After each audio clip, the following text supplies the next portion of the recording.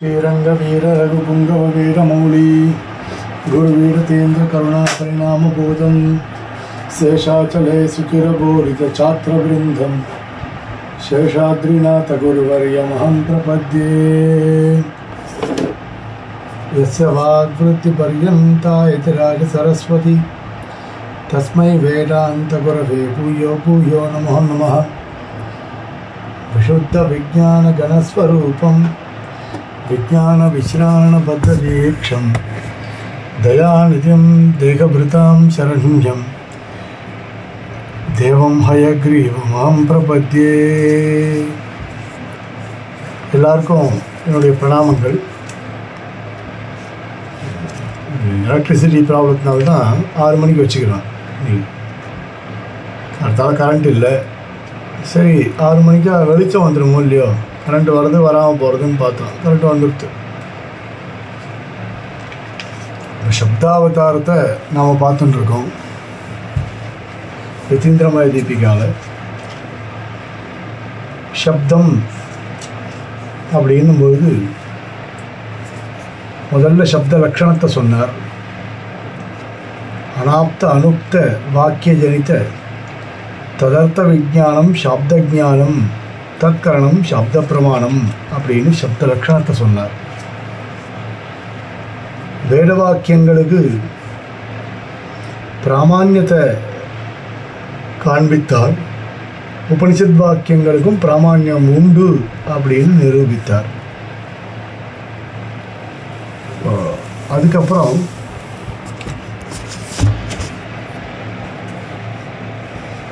மீமாம்சா சாஸ்திரத்துக்கும் வேதாந்த சாஸ்திரமாக இருக்கக்கூடிய பிரம்மசூத்திரத்தினுடைய வியாக்கியானமாக இருக்கக்கூடிய வேதாந்த சாஸ்திரத்திற்கும் ஐக்கியம் அப்படின்னு சொன்னார். விதின்னா என்னன்னு சொன்னார். வேதத்தினுடைய அங்கங்களை காண்பித்தார். சிக்ஷா, வியாக்கரணம், சந்தா, நிருக்தம், ஜோதிஷம், கல்பம் இப்படின்னு வேதத்தினுடைய அங்கங்களை சொன்னார். அதே மாதிரி இதிகாச புராணங்களுக்கு எப்படி பிராமான்யம் அப்படின்னு சொன்னார். வேதத்திற்கு விரோதம் இல்லாமல் இருக்கக்கூடிய விஷயங்கள் பிரமாணம், வேதத்திற்கு விரோதமாக இருக்கக்கூடிய விஷயங்கள் பிரமாணம் இல்லை அப்படின்னு சொன்னார். வேத அவிருத்தாம்சா பிரமாணம், வேதத்திற்கு விரோதம் இல்லாமல் இருக்கக்கூடிய விஷயங்கள்லாம் பிரமாணம் இதிகாச புராணங்களில். வேதத்திற்கு விரோதமாக இருக்கக்கூடிய விஷயங்கள் பிரமாணம் இல்லை. நாஸ்திக மதங்களில் சொல்லப்பட்டு இருக்கக்கூடிய விஷயங்கள்லாம் வேதத்திற்கு விரோதமாக இருக்கின்றபடியினால முழுவதும் அப்பிரமாணம் அப்படின்னு சொன்னார். ராமாயணாதி கிரந்தங்களில் வேதத்திற்கு விரோதமாக இருக்கக்கூடிய விஷயங்களை தள்ளிட்டு வேதத்திற்கு விரோதம் இல்லாமல் இருக்கக்கூடிய விஷயங்களை ஏற்றுக்கொள்கிறோம். அதே மாதிரி பாஞ்சராத்திர ஆகமம் முழுவதும் பிரமாணம், வைகானச ஆகமம் முழுவதும் பிரமாணம். மற்ற ஆகமங்களில் வேத விரோதாம்சங்கள் எது இருக்கோ அது பிரமாணம் இல்லை, மற்றவைகள் பிரமாணம் அப்படின்னு சொன்னார். அதுக்கு மேலே நம்ம பார்க்கணும். வகுலாபரணாதி திவ்ய சூரி ஸ்ரீசூக்தயா கார்ஷ்ணியேன பிரமாணதராக. வகுலாபரணாதி திவ்ய சூரி ஸ்ரீசூக்தயா நம்மாழ்வார் முதலான ஆழ்வார்களுடைய ஸ்ரீசூக்திகள் முழுவதும் பிரமாணமாக ஏற்றுக்கொள்ளப்படுகிறது. வகுலாபரணர்னா நம்ம ஆழ்வார், அவரை சொன்னால் மற்ற ஆழ்வார்களையும் சொன்னதாக நாம் ஏற்றுக்கொள்ள வேண்டும். ஆதிசப்தத்தினால மற்ற ஆழ்வார்களையும் கிரகித்து கொள்ள வேண்டும். அவர்களால் இயற்றப்பட்டதாக இருக்கக்கூடிய பிரபந்தங்கள் அது எல்லாம் கார்ஷ்ணியேன பிரமாண தராக மிக முக்கியமான பிரமாணங்களாக ஏற்றுக்கொள்ளப்படுகிறது. பிரமாணம், பிரமாண தரம், பிரமாண தமம் அப்படின்னு சொல்லப்படுறது. குட், பெட்டர், பெஸ்ட் மாதிரி. ஸ்ரீமத் ராமானுஜாச்சாரிய பிரவருத்திபிஹி பிரணீதாக ஸ்ரீபாஷ்யாதி பிரபந்தாக பிரமாணதமாக. இதிகாச புராணங்கள் பிரமாணங்கள், குட் அப்படின்ற மாதிரி. ஆழ்வாருடைய திவ்ய சூக்திகள்லாம் பிரமாண தரங்கள். எம்பெருமானார் ஸ்ரீபாஷ்யக்காரருடைய கிரந்தங்கள்லாம், ஆச்சாரியர்களுடைய கிரந்தங்கள்லாம் பிரமாண தமங்கள் அப்படின்னு சொல்லப்படுறது. பிரமாணம், பிரமாண தரம், பிரமாண தமம் அப்படின்னு. புருஷ சுவாதந்திரியாதீன ரச்சனா விசேஷ விசிஷ்டம் பௌருஷேயம். சரி, ஒரு சந்தேகம்.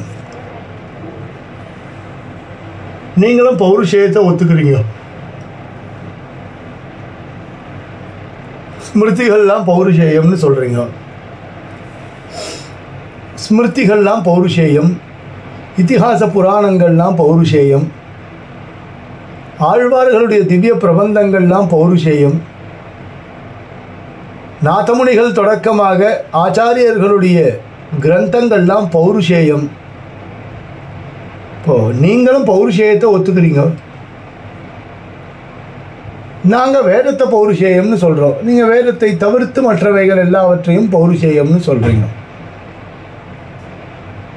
ரெண்டு பேருக்கும் பெரிய வித்தியாசம் ஒன்றும் இல்லையே அப்படின்னு ஒரு கேள்வி கேட்டால், சுஜாதா சொல்லுங்க.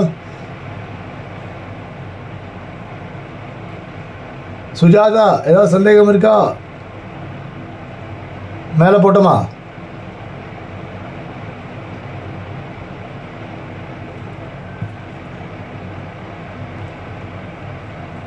சரி, பௌருஷேயம் நீங்களும் சொல்கிறீங்க, நானும் சொல்கிறேன், இதில் என்ன பெரிய விஷயம் அப்படின்னு ஒரு கேள்வியை கேட்டால் அதுக்கு பதில் சொல்கிறார், முதல்ல பௌருஷேயம்னா என்னன்னு தெரிந்து கொள்ளுங்கள்.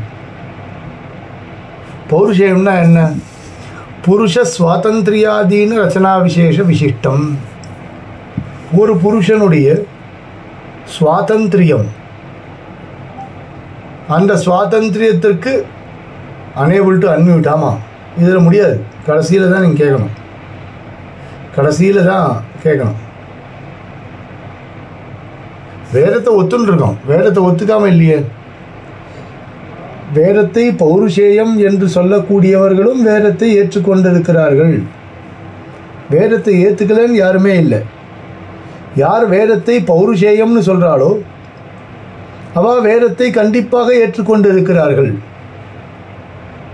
அவளுக்கும் பிரத்யக்ஷம், அனுமானம், சப்தம், உபமானம் அப்படின்னு 4 பிரமாணங்கள். வேதத்தை பௌருஷேயம்னு யார் சொல்கிறா? நையாயிகர்கள், வைசேஷிகர்கள் வேதத்தை பௌருஷேயம்னு சொல்கிறார். இப்போது ஏன் பௌருஷேயம்னு சொல்கிறா?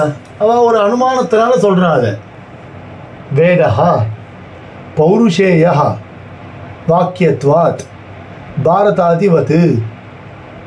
வேதம் என்பது பௌருஷேயம், வாக்கியங்களாக இருக்கின்றபடியினால். பாரதாதிவது, மகாபாரதம், ராமாயணம் இதெல்லாம் அப்படி பௌருஷ வாக்கியங்களாக இருக்கோ அதே மாதிரி வேதமும் வாக்கியமாக இருக்குது. அதனால் பௌருஷேயம் அப்படின்னு சொல்கிறார். அதை சாஸ்திரியோனித்வாதிகரணத்தில் ரொம்ப அழகாக கண்டிக்கிறார் பாஷ்யக்காரர். அதெல்லாம் இதே லட்சணத்தை அங்கேயும் சொல்கிறார். புருஷ சுவாதந்திரியாதீன விசேஷ ரச்சனா விசேஷ விசிஷ்டம். புருஷன் தன்னுடைய சுவாதந்திரியத்திற்கு ஏற்றா போல அந்த கதைகளை வேதத்திற்கு விரோதமில்லாமல் எழுதியபடியால் பௌருஷேயம் அப்படின்னு சொல்லப்படுறது. வேதத்தை எந்த புருஷனும் எழுதலையே. வேதம் என்பது அனாதி, அதை எந்த புருஷனும் எழுதலை. எந்த புருஷனும் எழுதாதபடியினால அது அப்பௌருஷேயம். வேதம் என்பது அனாதி. நித்தியமாக இருக்கக்கூடியது. அதனால் அது அபௌருஷேயம். அந்த வேதத்தினுடைய அர்த்தத்தை தெரிந்து கொள்ள இயலாத காரணத்தினால இருக்கும், நாமெல்லாம் இருக்கோம். வேதத்துடைய அர்த்தங்களை நேரடியாக தெரிந்து கொள்ளக்கூடிய அளவில் புத்தி இல்லை. அப்போ என்ன பண்ணுறோம் அப்படின்னா, வேதத்தினுடைய அர்த்தத்தை தெளிவாக எடுத்து உரைத்தல் அப்படிதான் உபபிரமணம். வேதத்தில் சொல்லப்பட்டு இருக்கக்கூடிய அர்த்தங்களை எடுத்து மிக தெளிவாக சொல்லக்கூடியவை. இப்போ பாருங்களேன், ஆழ்வார் பாசுரம் இருக்கு. ஆழ்வார் பாசுரத்திற்கு பெரிய திருமொழி பாசுரம் நேற்றுக்கு ஏதோ ஒன்று பார்த்துட்டு இருந்தேன். அந்த பெரிய திருமொழி பாசுரத்துக்கு அர்த்தம் புரியல. பெரிய திருமொழிக்குன்னு வியாக்கியானம் உத்தமூர் சுவாமி செய்தருள் இருக்கிறார். அனங்கராச்சார் சுவாமி வியாக்கியானம் இருக்குது, திவ்யார்த்த தீபிகை, பிரபந்த ரக்ஷ, இதெல்லாம் சரி. அதுக்கு முன்னாடி அடியன்கிட்ட ஒரு புஸ்தகம் இருக்குது, பெரிய திருமொழியோடைய பெரியவாச்சான் பிள்ளை வியாக்கியானம், வியாக்கியான சக்கரவர்த்தியாக இருக்கக்கூடிய பெரியவாச்சான் பிள்ளையினுடைய வியாக்கியானம்.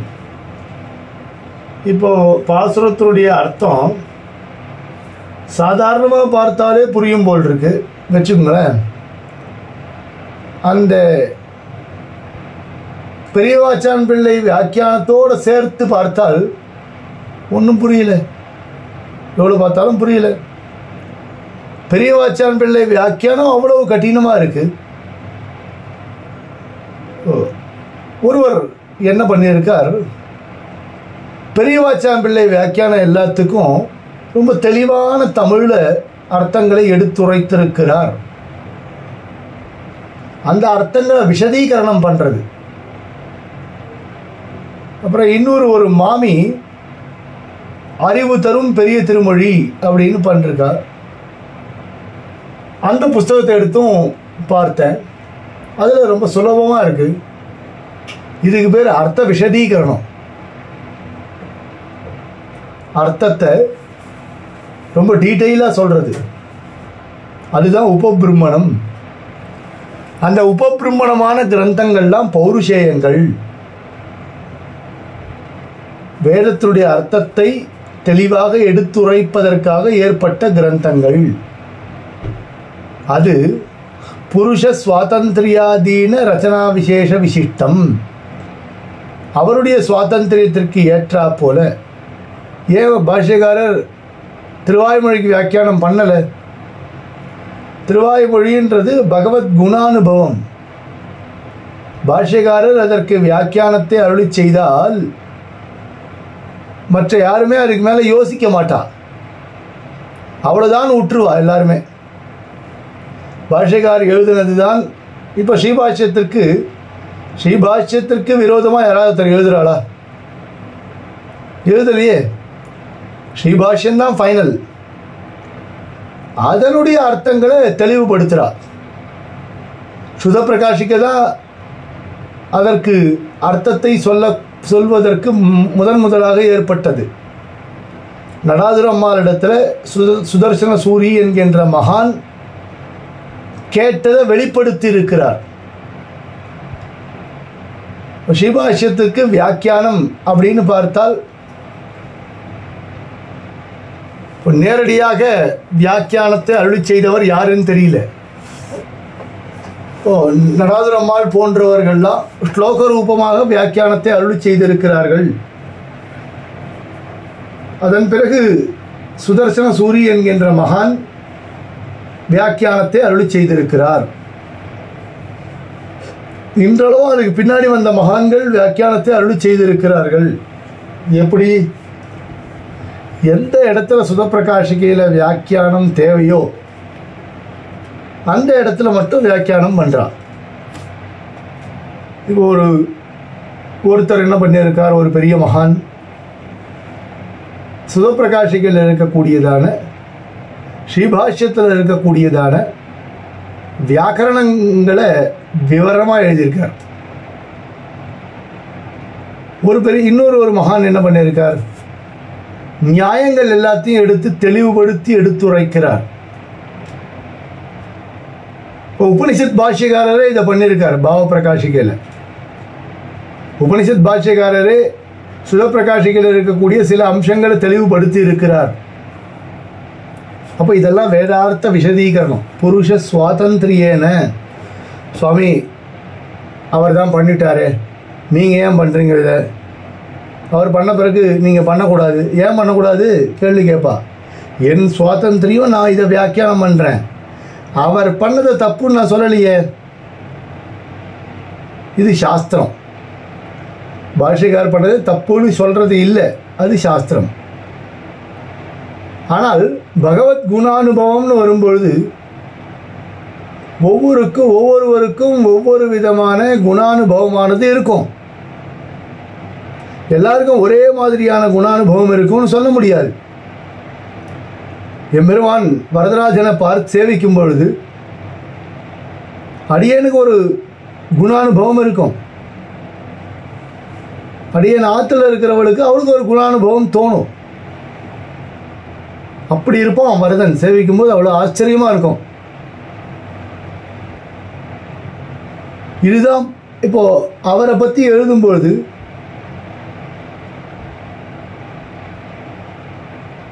கூரத்தாழ்வான்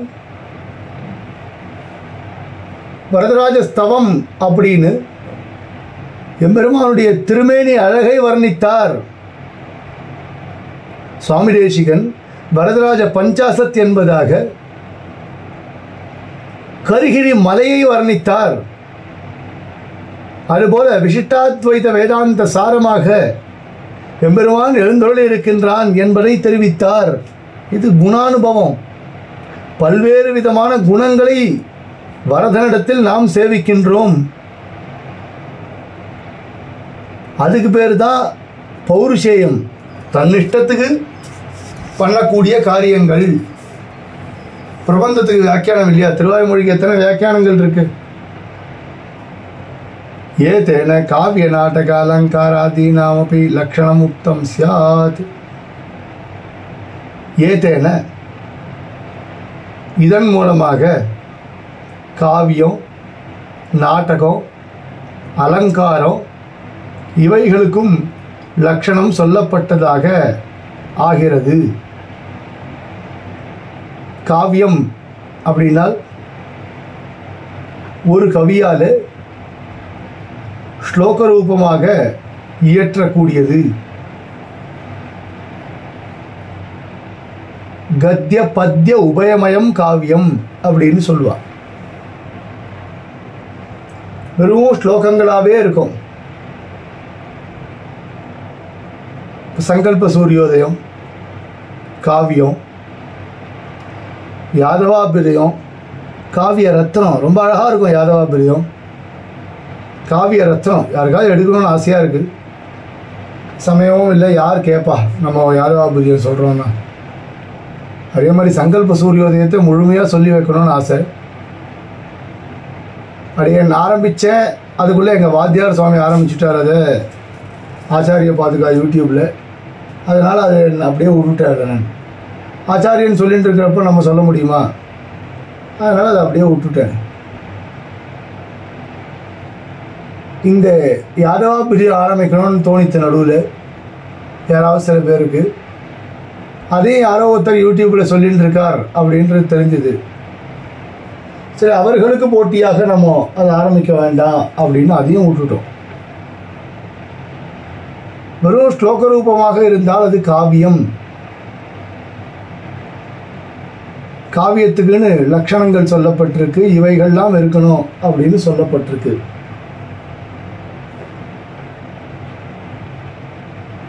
அப்படிலாம் இருந்தால் காவியம். நாடகம் காவியேஷு நாடகம் ரம்யம் நாடகேஷு சகுந்தலா தத்ராபி சதுர்த்தோம்கா தத்ர ஸ்லோகச்சதுஷ்டயம் அப்படின்னு ஒரு ஸ்லோகம். காவியங்களுக்குள்ள நாடகம் ரொம்ப அழகாக இருக்கும். நாடகேஷு சகுந்தலா, நாடகங்களுக்குள்ள சகுந்தலா ரொம்ப அழகாக இருக்கும். தத்ராபி சதுர்த்தோங்கா, அங்கே சதுர்த்தாங்கம் 4வது அங்கம் ரொம்ப நல்லா இருக்கும். தத்ர ஸ்லோகச்சதுஷ்டயம், அங்கே 4 ஸ்லோகங்கள் இருக்கும். அது ரொம்ப நல்லா இருக்கும். காவிய நாடக அலங்காரங்கள் அங்கே சொல்லப்பட்டு இருக்கக்கூடியதான அலங்காரங்கள். சந்திராலோகம்னு ஒரு கிரந்தம், அங்கே ரொம்ப அழகாக அலங்காரங்கள்லாம் சொல்லப்பட்டு இருக்கிறது. உபமா அலங்காரம், உத்பிரேக்ஷ அலங்காரம், இந்த மாதிரிலாம் அலங்காரங்கள் நிறைய இருக்குது. அந்த அலங்காரங்கள்லாம் தமிழில் அணி அப்படின்னு சொல்லுவாள். அந்த அலங்காரங்கள்லாம் ரொம்ப நல்லா இருக்கும். ஏவம் ஆப்தோச்சாரித்த சாரித்தானி ஆகாங்ஷ யோகியதா சந்நிதி லௌகிக வாக்கிய சந்நிதி லௌகிக வாக்கிய சந்நிதி மத்து லௌகிக வாக்கியான்யபி பிரமாணானி. ஆப்தோச்சாரித்தானி ஒருவரால் சொல்லப்பட்டிருக்கக்கூடியதான ஆகாங்ஷா சந்நிதி யோக்கியதா இவைகளுக்கு உட்பட்டதாக இருக்கக்கூடியதான வாக்கிய லௌகிக வாக்கியங்களும் பிரமாணமாக ஏற்றுக்கொள்ளலாம். இப்போ புலி மாமிசம் சாப்பிடுகிறது, ஆகாங்ஷா இருக்கு. புலி பசிச்சா எது சாப்பிடும்? மாம்சம் தான் சாப்பிடணும். யோக்கியதா புலிக்கு மாமிசத்தை சாப்பிடக்கூடியதான சக்தி இருக்கு. அதனால அவர் சொல்லக்கூடிய வாக்கியத்தில் யோக்கியத்தையும் இருக்கு. சந்நிதி அப்படின்னா அருகாமை. ஆமாம், வாஸ்தவம் தான். ஏதாவது மிருகம் அந்த பக்கமாக போயிருக்கும், அதை அடித்து அதை சாப்பிட்ருக்கோம். ஆனால் புலி மாமிசத்தை சாப்பிடுகிறது அப்படின்னு சொன்ன உடனே எனக்கு சரின்னு தோணித்து. இல்லை, புலி புல்லை தின்னுகிறது அப்படின்னு ஒருத்தர் சொல்றார். ஆகாங்ஷா இருக்குமா? எதிர்பார்ப்பு இருக்குமா? சுவாமி, புலி எப்படி சுவாமி புல்லை தின்னும்? புலி புல்லை தின்னாது. தமிழ் சொல்லாது ஊன் உண்ணி, அது புல்லை தின்னாது, தாவர உண்ணி கிடையாது. அப்போ யோக்கிய ஆகாங்ஷை இல்லை, யோக்கியதா இல்லை. என்னதான் சந்நிதி இருந்தாலும் கூட புலிக்கு பக்கத்தில் தான் இருக்கும், எங்கேயோ இருக்கும். புலி புல்லை தின்னாது, இதுக்கு பிரமாணம் கிடையாது. ஒருத்தர் அக்னினா சிஞ்சதி அப்படின்னு சொல்றார். அக்னினா சிஞ்சதி, அவன் நெருப்பால் தெளிக்கிறான். சிஞ்சதினா ஸ்பிரிங்கிள். நெருப்பு கையில் எடுத்து தெளிக்க முடியுமா?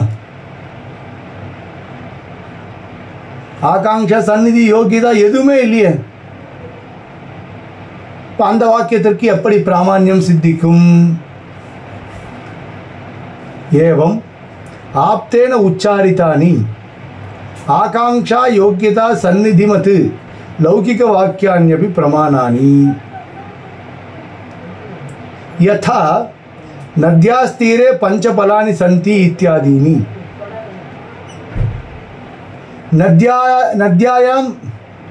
நத்யாம் பஞ்சபலானி சந்தி அப்படின்னு ஒருத்தர் சொல்லியிருந்தாருன்னு வச்சுக்கோங்களேன். நதியில் எப்படி 5 பழங்கள் இருக்கும்? பிரவாகத்தில் அடிச்சுன்னு தானே போகும்.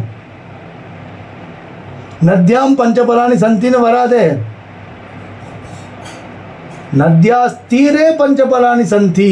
வாஸ்தவம் சாமி, நதிக்கரையில் 5 பழங்கள் இருக்கின்றன, ஏற்றுக்கலாம். ஏவம் வைதிக லௌகிக சாதாரணம் வாக்கியம் திவிதம். வாக்கியம் 2 விதம்.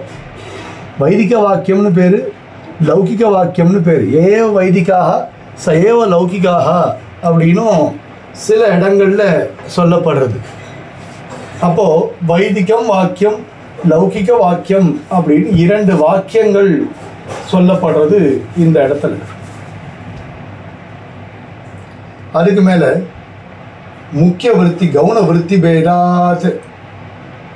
வாக்கியத்துடைய நேரடியான பொருள் முக்கிய விருத்தி, வாக்கியத்துடைய கவுனமான பொருள் அதாவது எந்த அம்சங்களில் ஏற்றுக்கொள்ள முடியுமோ, முக்கியார்த்தமானது பாதிக்கப்பட்டால் கவுனார்த்தமானது ஏற்றுக்கொள்ள வேண்டும் அப்படின்னு சொல்லப்பட்டிருக்கு. முக்கியார்த்தா பாதித்தே சதி கவுனார்த்தா அப்படின்னு சொல்லியிருக்காங்க. இப்போ முக்கியார்த்தமானது பாதிக்கப்பட்டால், இப்போ கங்காயாம் கோஷா, கோஷகான்னா வசிப்பிடம் அப்படின்னு அர்த்தம். கோஷகான்னா என்ன அர்த்தம்? வசிப்பிடம். கங்காயாம் கோஷா, கங்கையில் வசிப்பிடம். கங்கையில வசிப்பிடம் இருக்குமா? முக்கியார்த்தா அப்படின்னா கங்காயாம் கோஷா, கங்கையில் வசிப்பிடம் அப்படியே எடுத்துக்கணும். அதான் முக்கியார்த்தம். சரி, முக்கியார்த்தத்தை எடுத்துக்க முடியுமா? முடியாது. அதனால என்ன பண்றோம் நாம? கங்காயாம் கோஷா அப்படின்ற இடத்துல கங்கா தீரே அப்படின்னு லட்சணையா ஒரு அர்த்தம் எடுத்துக்கிறோம். கங்கா தீரே, கங்கா தீரேனா கங்கை கரையில் அப்படின்னு அர்த்தம். கங்காயாம்ன்ற சப்தமிக்கு கங்கா தீரே அப்படின்னு லட்சணையா ஒரு அர்த்தம் எடுத்துக்கிறோம். கங்கை கரையில் வசிப்பிடம் அப்படின்னு ஏற்படுறது. முக்கியார்த்த அதாவது முக்கிய விருத்தி கவுன விருத்தி பேடாத். முக்கிய விருத்தி அப்படின்னு சொல்றது அபிதாவிருத்தி. அபிதாவிருத்தினா வஸ்துக்களுக்கு, அதாவது வாக்கியத்திற்கு நேரடியான பொருளை ஏற்றுக்கொள்வது என்பது அபிதாவிருத்தி. யதா சிம்ம சப்தஸ்ய மிருகேந்திரே. இப்போ ஒரு பிரயோகம் பண்றோம். சிம்மோ மாணவகா அப்படின்னு ஒரு பிரயோகம் பண்றோம். சிம்மோ மாணவகா, சிங்கத்திற்கும் மாணவனுக்கும் இருக்கக்கூடியதான ஒரு ஒற்றுமை. சிம்மம் மாணவம் ஒன்று. சிம்மஹா அப்படின்னா மற்ற இடங்கள்லாம் பொருள் வராது. அபிதாவிருத்தி சிம்ம சப்தத்துக்கு சிங்கத்தினிடத்தில் மட்டும்தான் பொருள் வரும். அதான் அபிதாவிருத்தி. சா அபிதாவிருத்தி யோக ரூಢ அதிபேதேன பகுவிதா, யோக ரூಢ்யாதி பேதேன பகுவிதா. இது அபிதாவிருத்தி. யோகம், ரூடி, யோக யௌகிக அர்த்தம், ரூடி அர்த்தம், இப்படிலாம் ஸ்ரீபாஷ்யத்தில் வரும். முக்கியார்த்த பாரே சதி ததாசன்னார்த்தே ஔவிருத்தி ஔபச்சாரிகா. முக்கியார்த்தமானது பாதிக்கப்பட்டால் ஔபச்சாரிகமாக ஒரு அர்த்தம் எடுத்துக்கிறோம். இதான் கங்கா தீரேன்னு சொன்னேன் இல்லையா? இப்போ அது லட்சணான்னு ஒரு அர்த்தம், கவுனி அப்படின்னு ஒரு அர்த்தம். கவுனி அங்க சொல்லப்பட்ட ஆத்ம சப்தத்துக்கு கவுனமாக பொருள் கொள்ள வேண்டும் அப்படின்னு ஸ்ரீபாஷ்யாதி கிரந்தங்கள்ல வருது. கவுனமா அர்த்தம் எடுத்துக்கணும். கவுனி. அதே மாதிரி லக்ஷணா அப்படின்னு ரெண்டு சொல்லப்பட்டிருக்கு. கங்காயாம் கோஷா இத்தி இத்தியத்திர அதிகரணஸ்ய பாதாத்து தீரே லக்ஷணா. இப்ப சொன்னேன் கங்காயாம் கோஷா, கங்கையில் வசிப்பிடம். கங்காயாம் அப்படின்ற சப்தமி அர்த்தம், அதிகரண அர்த்தம்னு சப்தமி அர்த்தம். சப்தமி விபக்தியில பாதகம் ஏற்படுறது. கங்கையில் எப்படி வசிப்பிடம் இருக்கும்? அதனால கங்கா தீரே அப்படின்னு அர்த்தம் எடுத்துக்கிறோம். சிம்மோ தேவரத்தா அப்படின்னு சொல்றோம். அது கவுனி. சிங்கத்துக்கிட்ட இருக்கக்கூடிய எல்லா தன்மைகளும் இந்த தேவரத்தனிடத்துல இருக்குமா? கிடையாது. சௌரியாதி குண சம்பன்னன். சௌரிய தைரிய பராக்கிரமங்கள்லாம் இவனுக்கும் இருக்கு. எப்படி இருக்கு? சிங்கத்தை போல இருக்கு. வீர புலிய போல வீரம் இருக்கு. இப்படிலாம் சொல்றோமோ இல்லையோ, அது கவுனி. ஏவம் வைதிக லௌகிக ரூபம் சர்வம் வாக்கிய ஜாத்தம் சவிசேஷ விஷயக்கம். அது லௌகிக வாக்கியமாக இருக்கட்டும், வைதிக வாக்கியமாக இருக்கட்டும், எல்லாமே விசேஷங்களுடன் கூடியது தான். எல்லாத்தையுமே நிர்குணமாக ஒத்துன்ட்டு, எல்லாத்தையுமே நிர்விசேஷமாக ஒத்துண்டா, எல்லாத்தையும் மித்தியாவாக ஒத்துண்டா நீங்கள் உங்களுக்கு எப்படி வைதிக வாக்கியம் வரும், எப்படி லௌகிக வாக்கியம் வரும், எப்படி முக்கிய விருத்தி, கவுனவிருத்தி, அபிடாவிருத்தி, லக்ஷணா, இதெல்லாம் எப்படி சொல்லுவீங்க? சொல்கிறதுக்கு வாய்ப்பே இல்லை உங்கள் மத பிரகாரம்னு அத்வைதிகளையும் கண்டிச்சு விடுறார். பேட விஷய கஞ்ச शरीर वाचक शब्दानां यथा शरीरिणी पर्यवसानम् एवं भगवत् शरीर भूत ब्रह्मरुद्रादि अग्नीन्द्रादि शब्दवाचकानां शब्दानां तथा तत्शरीर भूत प्रकृति काल आकाश प्राण प्राणादि अचित वाचक शब्दानां च शरीरिणी परमात्मनि नारायणे पर्यवसानम् उपादयन्ति आचार्याः. எப்படி சரீரத்தை குறிக்கக்கூடிய சொற்கள்லாம் ஷரீரியான ஆத்மாவிடத்தில் சென்று சேர்கிறதோ, ஸ்ரீகாந்த் ரொம்ப வெள்ளையா இருக்கான்பா. நான் வெள்ளையெல்லாம் இல்லை, சொல்றேன் ஒரு உதாரணத்துக்கு. இப்படி வாக்கியத்தால சொல்லிப்பேன். எங்க பொண்கள்லாம் வெள்ளை வெள்ளையன்னு இருக்கா, அந்த மாதிரிலாம் அடியவங்கெல்லாம் கிடையாது. ஸ்ரீகாந்த் ரொம்ப வெள்ளை வெள்ளையன்னு இருக்கான்பா அப்படின்னா அது சரீரத்தை குறிக்கக்கூடிய சொல். அது ஆத்மாவை சென்று அடைகிறது. அது மாதிரி எம்பெருமானுக்கு சரீரங்களாக இருக்கக்கூடியவைகள் தான் இந்த சேத்தனா சேத்தனங்கள். இந்த சேத்தனா சேத்தனங்களை குறிப்பிட்டு எந்த வார்த்தைகளை தெரிவித்தாலும் அது சரீரியாக இருக்கக்கூடிய பரமாத்மாவிடத்திலே சென்று சேரும் அப்படின்னு பெரியோர்கள்லாம் தெரிவிக்கிறார்கள். स्वामी घटशब्दस्य घटः अर्थः, घटशब्दस्य परमात्मा अर्थाன்னு எப்படி சொல்ல முடியும்? घटः அப்படின்னா பானைன்னு அர்த்தம். घटशब्दத்துக்கு घटதானே அர்த்தமா இருக்க முடியும். घटशब्दस्य परमात्मा அர்த்தம் சொன்னா எப்படி ஏத்துக்க முடியும் அப்படின்னு கேட்டால், வேதாந்த ஞானாத்து வியுத்பத்தி பூரியத்தே. சுவாமி இப்ப அவசரப்படாதியோ, வேதாந்தத்தை முழுவதுமாக வாசித்தால் இந்த வியுத்பத்தியானது ஏற்படும். ரெண்டாவது அத்தியாயத்தில் 3ஆம் பாடத்தில் தேஜோதிகரணம் ஒரு அதிகரணம். அந்த அதிகரணத்தில் இந்த விஷயங்கள்லாம் ரொம்ப அழகாக சொல்லப்படுறது. நாராயணஸ்ய சர்வசப்த வாச்சியத்துவம் சர்வ சரீரகத்துவம் இத்தியாதிகந்து உபரி ஈஸ்வர பரிச்சேதே பிரதிபாதயாமஹா. சரி சுவாமி, நாராயணனுக்கு மட்டும் எப்படி சர்வசப்த வாச்சியத்துவம் பொருந்தோம்? சர்வ சரீரகத்துவம் சரீராத்ம சம்பந்தம் எப்படி பொருந்தோம்? இதெல்லாம் நீங்கள் சொல்லவே இல்லையண்ணா. இங்கே எப்படி சுவாமி அதெல்லாம் சொல்லுவோம்னாக்கோ, இது சப்த பிரமாணம். அதெல்லாம் உபரி ஈஸ்வர பரிச்சேதே உபபாதயிஸ்யாமஹா. ஈஸ்வர பரிச்சேதத்தில் இந்த விஷயங்கள் எல்லாத்தையுமே சொல்கிறோம், நீங்கள் அவசரப்படாதீங்கோ அப்படின்னு தெரிவிக்கிறார். இதோட சப்தமானது பூர்த்தி அடைகிறது. புதன்கிழமை நாம் பிரகிருதி ஆரம்பிக்கலாம். கவிதார்க்கிய சிம்மாய கல்யாண குணசாலினே ஸ்ரீமதே வெங்கடேஷாய வேதாந்த குரவே நமஹ.